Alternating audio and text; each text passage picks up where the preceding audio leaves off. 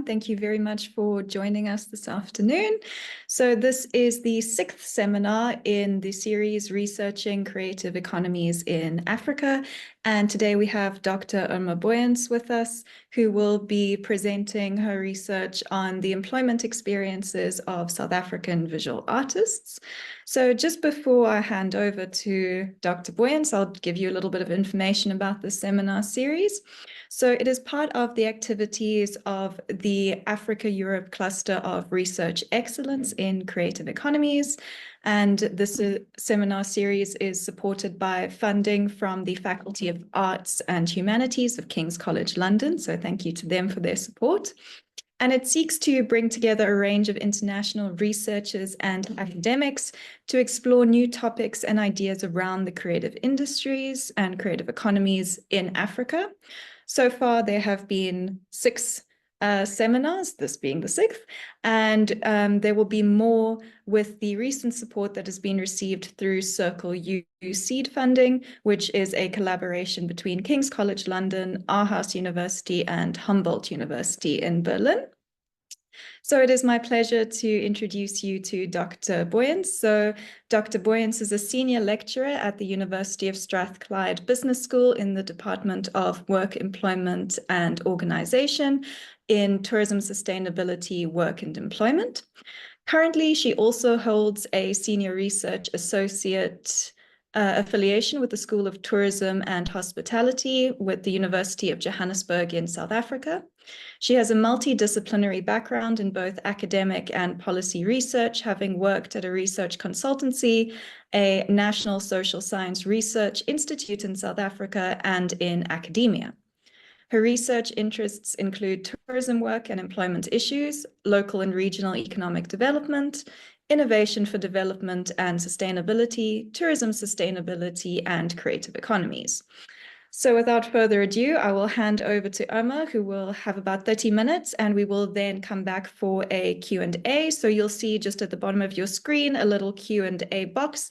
So please feel free to put in any thoughts, and we will get back to it at the end, and then there'll also be time to ask questions then. So over to you, Irma. Good afternoon, everyone. My name is Irma Booyens, and as Fiona mentioned, I'm at the Strathclyde Business School. And this afternoon, I will present the findings of a recent paper that we've been working on. And my co-authors are Dr. Brian Hracs at the University of Southampton and Professor Roberta Comunian at King's College London. In this paper, we explore the employment experiences of visual artists in the understudied context of South Africa. We interviewed 30 visual artists using different art mediums. So I'm not going to go into all of that. I should have said at the beginning that we do have a working paper of this presentation available, and I can make it available on request. And it has more details of the study. So I'm really just focusing on the main issues here. So we interviewed artists over 2 survey rounds. Initially, we did the interviews pre-COVID in 2018, 2019, and then again, we did follow-up interviews in 2022, 2023 to consider the impacts of COVID. We recognize that this is important for this cohort of creative workers to consider that. We relied on a social network approach to doing this study. It was a social network of myself and my artist husband from when we were based in Cape Town in order to recruit participants. We targeted professional artists, and what this means is that we approach artists that are producing and selling artworks as their main income, which is one indicator of professionalism in the arts. Snowball sampling was then used to expand our reach, and we aimed for a diverse sample in terms of race, gender, and location as much as possible. We aimed to do that. The data was then analyzed thematically in keeping with our research questions. So in terms of these, we were interested in the strategies visual artists employ to navigate art worlds, and at the same time sustain both their artistic practice and livelihoods. And then also specifically in how artists use digital technologies to support these strategies. In this paper, we analyzed the spatial, social, and commercial dynamics of the strategies identified. Conceptually, we use an art world's lens to situate this paper. The art world's perspective after the author, Howard Becker, it's not very new anymore, but we still found it quite useful, emphasizes that while artists are individual workers, they are also part of a wider system of actors that facilitate both the production and the consumption of their creative outputs. Every actor and process in the system is important, from the art dealers who spot talent and curators who conceptualize displays to galleries that promote, market, and sell artworks. The field of art, therefore, is socially organized. We then use the concept of habitus after Pierre Bourdieu for considering how artists function in the art world, because habitus highlights the characteristic of an artist, including social capital, family, schooling, experience, professional context, contacts, and skills, and that all of this is important and determines their positioning or their position within the art world. Artists have always had to navigate art worlds by developing strategies to complete a range of tasks, mediate employment risks, compete in the marketplace, and harmonize their professional and personal lives. Yet, as art worlds continue to evolve in the wake of new technologies, global integration, and crises, there is an ongoing need for research on the working lives and strategies of artists. This brings me to our research gaps that we identified, which include: how do artists build careers and engage in the art world translocally? How do they balance life and work demands? How do local contexts, like South Africa in this case, shape their work-related strategies and experiences? To offer insights about these aspects, our paper provides a bottom-up and micro-scale perspective on the art world by reflecting on the work and life strategies of South African visual artists. I will now outline a number of key points from the literature before continuing.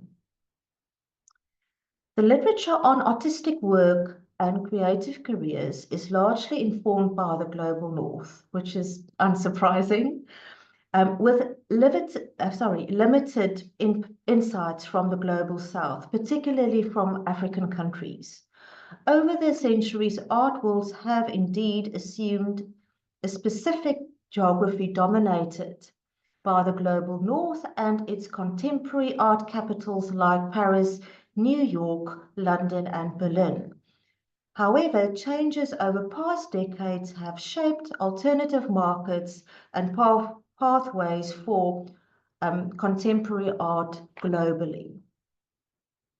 Although this is not the norm in the creative city literature on inner city creative spaces, self-employed artists can choose to work in remote locations. Therefore, artists are not spatially bound to city-based firms and infrastructure. While digital technologies enable the spatial reconfiguration of work, there is limited research on how artists navigate art worlds translocally in general. Many artists work from home, And the social dynamics concerning artistic habitus include family and household dynamics, which also deserve further research attention. Despite working autonomously on their creative practice, artists' social capital matters for their positioning in the art world, like mentioned.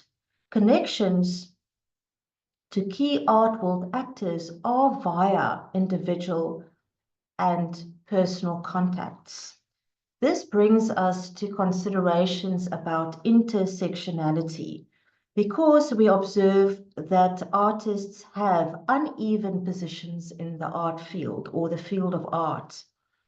Intersectionality reminds us to consider class, race, gender, ethnicity, age, and other personal characteristics to understand how people access opportunities and succeed in the art world.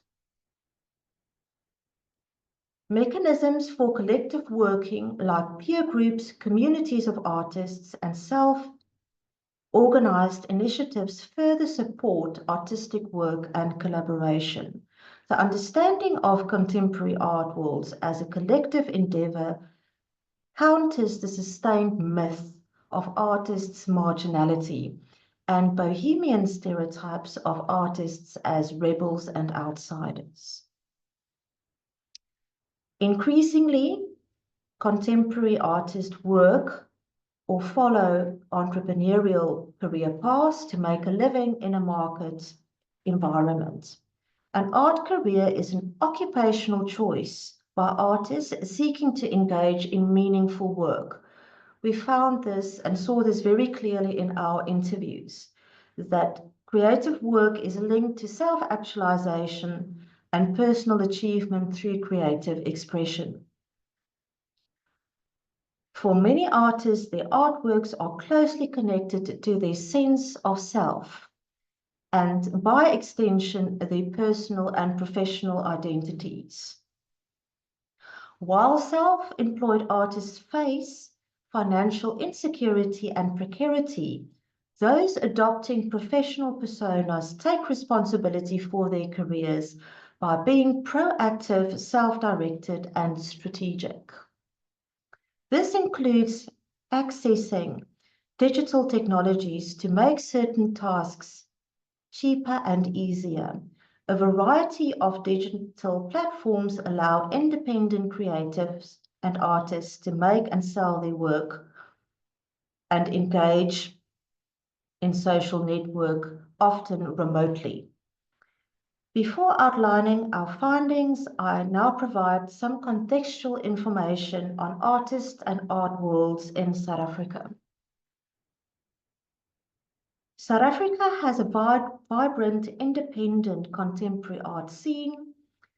Art world actors are mostly based in the main creative cities of Cape Town and Johannesburg, where the prominent commercial galleries and art schools, organizations, dealers, fairs, and museums are based, along with the public art and culture bodies.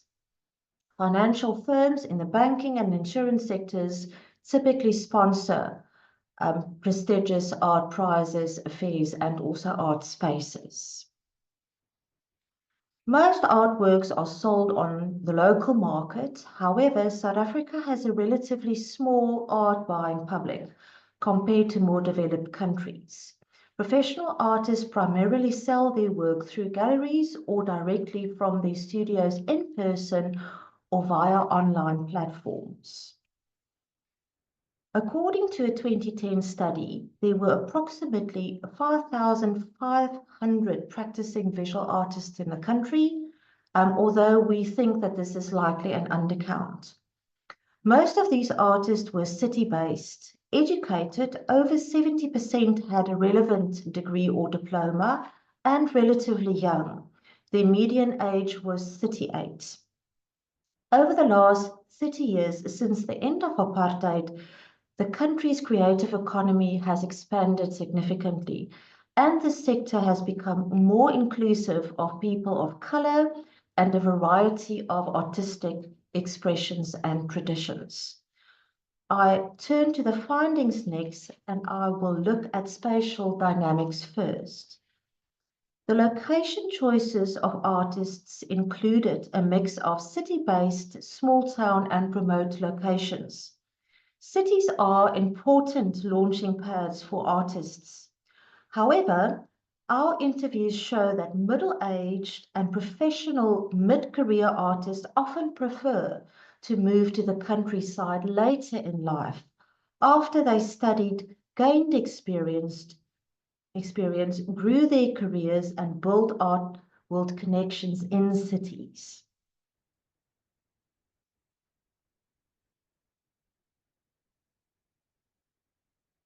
While artists typically look to reduce their living costs by relocating outside of the large cities as a strategy to sustain their artistic practice, their location choices are influenced by a number of other factors as discussed here. They often seek out artist communities that offer both inspiration and a measure of support.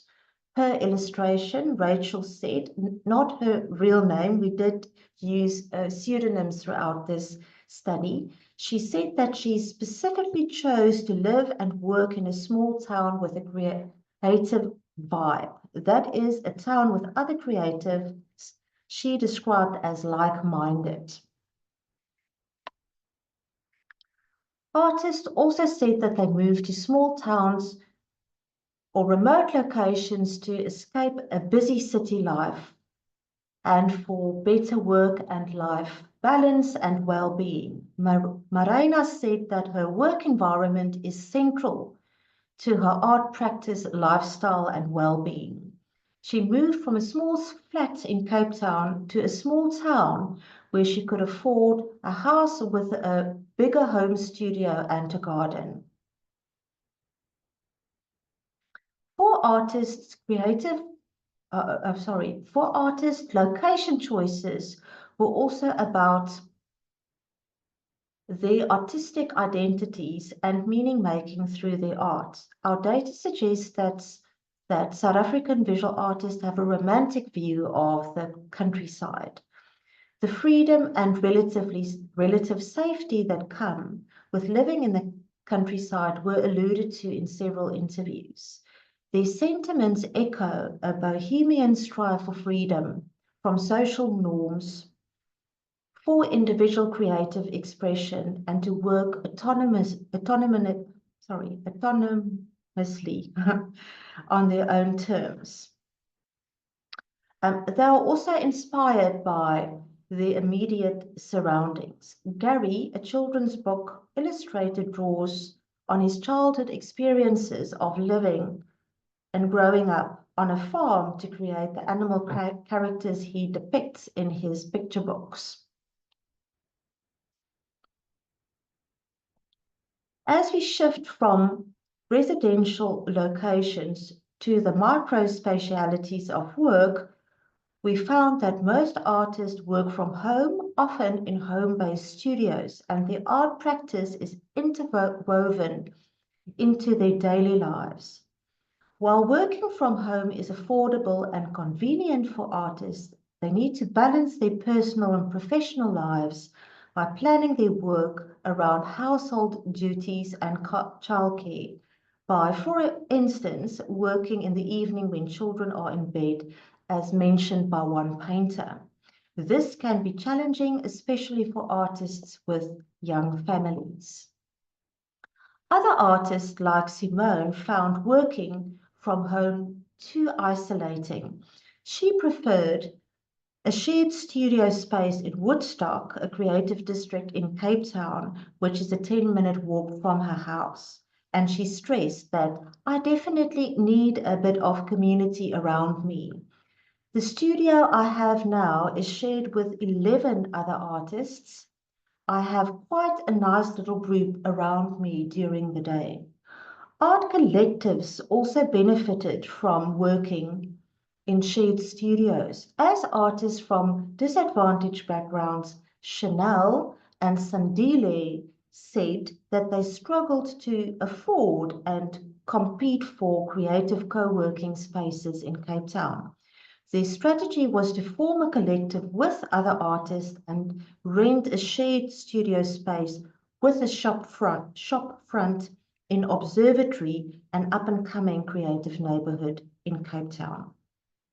My attention turns next to the social dynamics of creative work.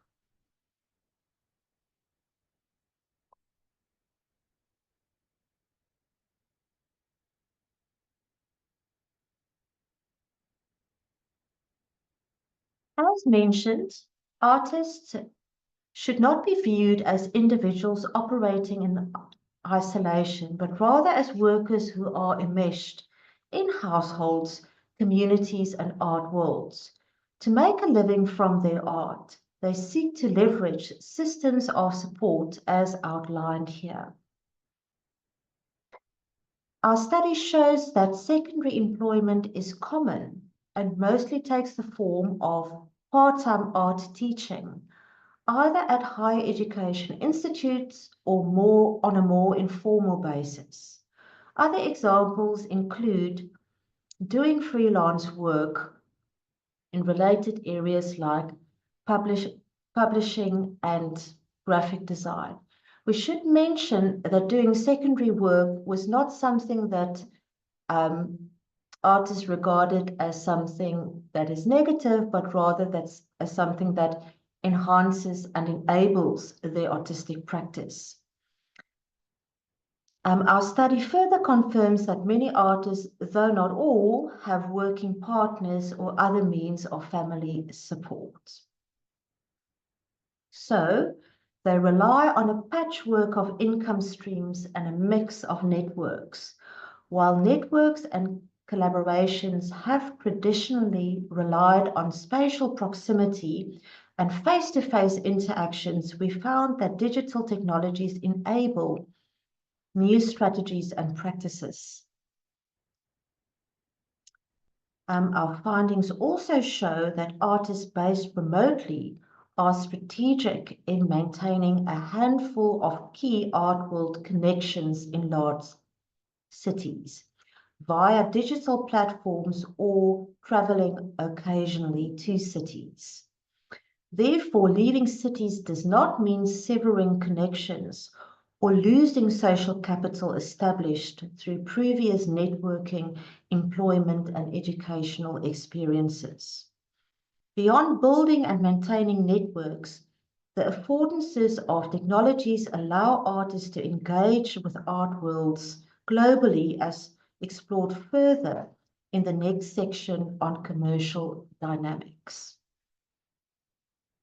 For artists in South Africa, online platforms have become crucial channels of interaction and commerce. As Jacques puts it, 20 years ago, I could not contact buyers directly. Now I can communicate with them directly online. Artists generate distinction, value, loyalty by sharing stories online and inviting consumers to virtually experience their spaces of work, their creative processes, and finished artworks, and even share about their private lives. Stefan explains that through social media, you can create an audience and following. I think you also humanize yourself. People feel that they get to know you if you write stories about your life and what you are doing. Although some consumers are content to engage with artists and buy artwork online, others prefer to experience art in person, and artists often offer studio visits and open their workspaces to consumers. However, building brands, telling stories, and cultivating relationships require intense and constant performances of aesthetic labor. and artists may not always have the time and the resources to continuously develop new creative content. Gaining skills through formal and informal education and training helps artists to complete a range of creative and non-creative tasks more effectively. This is a strategy for generating distinction in a crowded and competitive global marketplace full of new, informal, part-time, amateur, and emerging artists. As Rachel puts it, art is my career. It is not a hobby. And Louise explained why she wanted to do a master's degree in art as follows. I am really serious about my art making as a career. I would like to make more money out of it. People say to you, oh, are you still doing your art? Like I'm a housewife. I would like to be perceived as an artist who is a little more serious about my work. Despite the benefits of upskilling, it consumes time, money, and energy, which could be invested instead in the core business of artists who need to negotiate how best to allocate their resources and time. They also need to avoid the trap of multi-skilling and despecialization that could lead to the corrosion of creativity. Returning to the influence of intersectionality, not all artists have the same resources to access skills development opportunities. To conclude, I highlight the salient features of work and life strategies of the work and life strategies of artists who were part of this study. Multiple dimensions of intersectionality was found to shape the working lives, career prospects, and strategies of artists. Artists also use a bundle of strategies to achieve multiple work and life outcomes. Owing to the affordances of digital technologies, visual artists can now choose to live and work from a variety of locations. Location choices are linked to both affordability and inspiration. Some artists prefer isolation, while others draw support from creative co-working environments. Home working blurs the boundaries between personal and professional lives, which can spark work-family conflicts and is impacted by gender roles. Concerning social dynamics, artists rely on a mix of networks to support their artistic work. Artists based remotely are strategic in maintaining key art world connections, especially in the main cities. Education plays an important role in building connections. Other mechanisms include art collectives and peer networks, which are often mediated digitally. Artists are intentionally upskilling to professionalize and accordingly build their careers. Our findings confirm that contemporary artists are actively selling their work via digital platforms, including social media, used for interaction and commercial purposes alike. They use social media to expand their reach internationally to clients and global art world actors. In addition to making and selling artworks, artists rely on other income streams and family supports. And that's us for today. I'm very happy to address any questions you might have and consider any comments. I will stop share Great. Thank you so much, Emma. That was a wonderful presentation, and I loved seeing all your beautiful slides. I recognized many places in South Africa and some of our small towns as well as major cities. Yes, that was absolutely fascinating to think about how we problematize the urban bias that we have within the creative economies literature, and then how those who are distanced and choose to live in other places enable their creative work and the strategies that they use. So I will just remind our audience that there is the Q&A function at the bottom. There's also the chat if you would prefer to type in a question there. So perhaps while everyone gathers their thoughts and asks a question, I will use my chair privilege to start the ball rolling. So I was quite interested in when you were talking about these community or co-working spaces, and the examples you gave were Observatory and Woodstock, both of which are in Cape Town. So I was wondering, for those who live in more remote places, if there are artists who would rather work in sort of a community environment or space, whether those spaces have been developed or if there are those kinds of strategies in place in some of those smaller towns. I can only offer some reflections here because we've not looked at that in depth. What seems to be a trend for people working remotely is that they mostly work from home. And it was interesting because it goes against this creative clustering argument that we often use in the creative cities and the great creative economies area, that you would assume that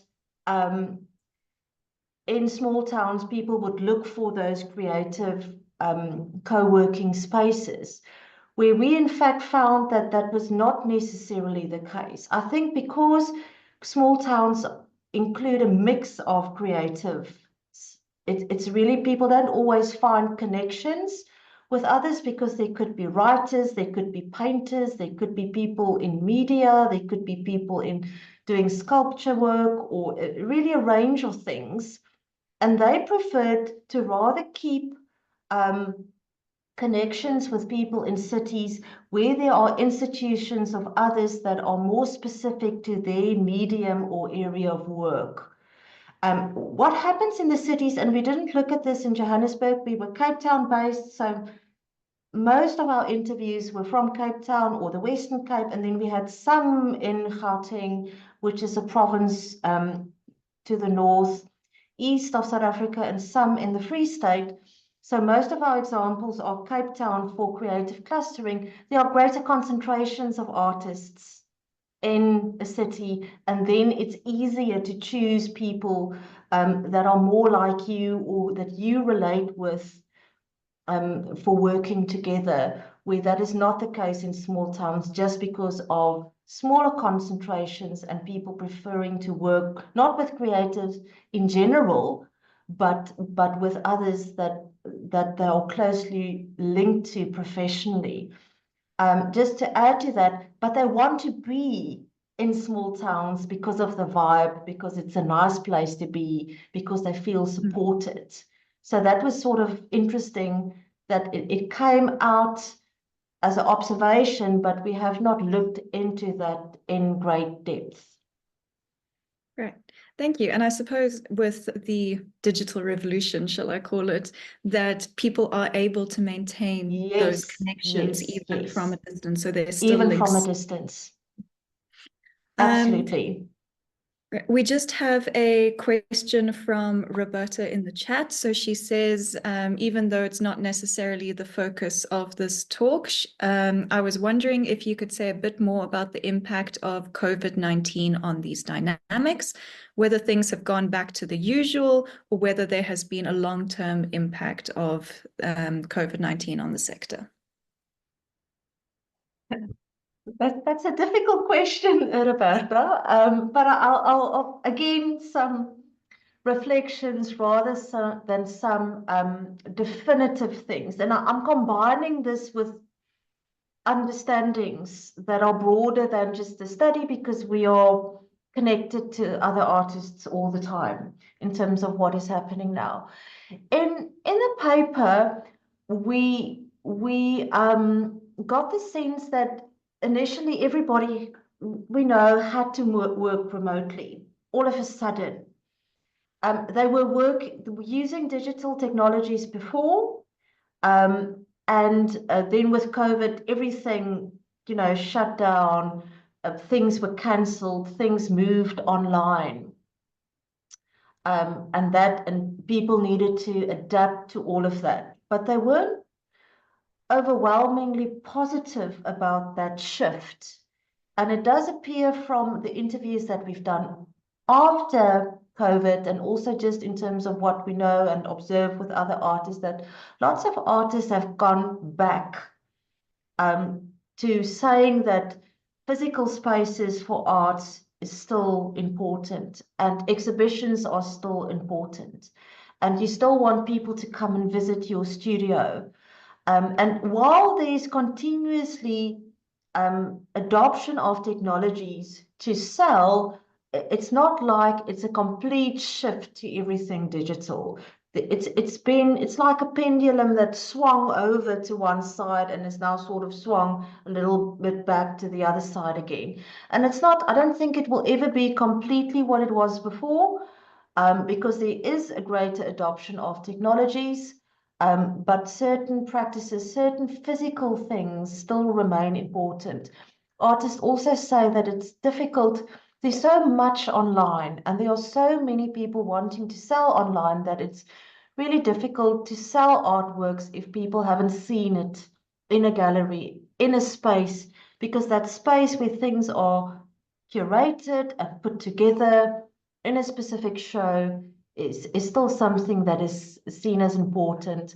Also, in terms of travel, artists still want to travel and go on residencies, and these things can't be replaced completely by digital technologies, even though they use it a lot in all sorts of ways. I don't know if that answers the question, but I tried. I think so.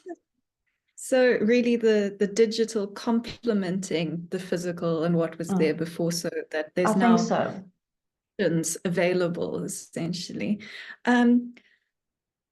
While we wait for some additional questions, I was just wondering about the role of social media. You mentioned how artists have created their profiles. They share not only the artwork itself, but the process behind how they create, and people wanting to see into their studios. So for those in more remote places, sometimes internet connectivity can be a problem, especially in a country like South Africa. So if we think about maybe your background in development, are there certain policy implications that we can draw from this work that we could apply, not just to artists, but I mean, now digital is so important to so many careers. So some ideas for some smaller towns and remote areas. We need electricity, and we need clean electricity rather than dirty coal-fired electricity in South Africa. And it's something that is really basic, that for small towns, people living in these places need service delivery. They need infrastructure, and that is a challenge. It's not only the electricity. People did, at the time when we did the interviews and the second round, there were a lot of load shedding is a term we use in South Africa, but that's really power outages that sometimes last for hours, and it can be every day. And people were complaining about it a lot, because you can make your art and it's a tactile thing if you printmaking, if you do printmaking, or you paint, or you do sculpture work, but then you need internet and you need electricity then for the other things that you need to do to run a business. So people did complain about it a lot, and it does have an impact, but then it impacts everybody. All businesses need electricity, all residents need electricity. So it is a big problem in South Africa. And then just things like road infrastructure that is often not very well maintained. So some of these places are really difficult to get to, and the roads are falling apart in certain rural areas. And we know what small town decline looks like in South Africa. And well, for municipalities, a very simple message would be, if you want to promote the place as a creative place, make sure you deliver services, whether it's water or whether it's electricity or whether it's road infrastructure and telecommunication connectivity. Those things are important. Yeah, so it's wider things that would benefit everybody, not just those who are in the creative sectors. Building on that, we've had a question from James asking, did you find any evidence that artists are choosing to locate in those rural areas which have better connectivity to reliable internet or cell phone connection? I can't answer that because we didn't look at that specifically. It seems like one of the main motivations was around going to other towns that are known as artist towns or communities. And that was more of a pull factor than electricity, because if there are outages, it's widespread. It can be the entire country that is without electricity sometimes, for example. So the main motivations for artists going to other artists is having a community there, and it can be across many different disciplines. That access to nature, you mentioned inspiration as well. So the vibe or the atmosphere of a small town, which we know we have in the creative city. So nice to see how it's juxtaposed, and it's different lifestyle factors maybe that are important for those who seek to move to small towns.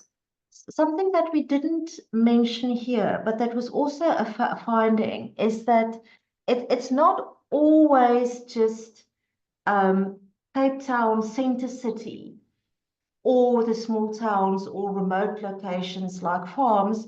In Cape Town, with the Cape Peninsula, there are outlying areas that are part of the city of Cape Town municipality. Sorry, guys, if you don't know the geography well. But there are smaller towns like Comunian that is specifically mentioned on the peninsula, that is about, or places like Strand in Somerset West, that is without the traffic, about 40 minutes away from the city centre.